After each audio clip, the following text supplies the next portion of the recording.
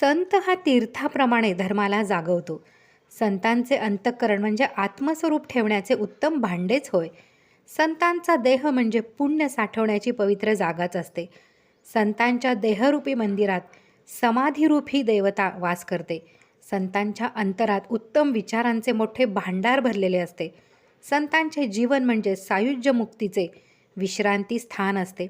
काही झाले तरी संत सत्याला कधीही सोडित नाही. संतांचे चरित्र म्हणजे सफल जीवनाचे दृश्य रूप होय. संतांची भेट होणे म्हणजेच आत्मवस्तू प्राप्त होण्याची वेळ आपणहून चालत येणे असे समजावे. संत काय देतात? संत मोठे श्रीमंत असतात.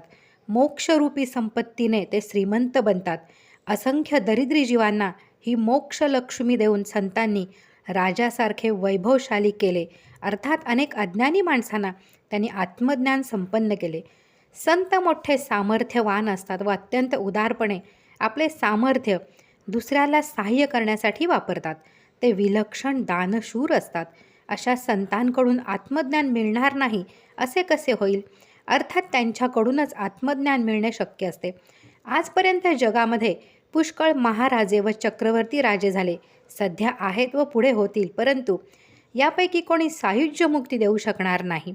संतांचे अलौकिक दान त्रैलोक्यात शोधले तरी सापडणार नाही असे अलौकिक दान संत देत असतात. त्या संतांचा थोरपणा कोणत्या शब्दात वर्णन करावा? जे परब्रह्म या दृश्य विश्वाहून निराळे आहे, वेद व श्रुती ज्याला जाणू शकत नाही, ते परब्रह्म संतांच्या कृपेने साधकाच्या अंतःकरणात प्रकट होते.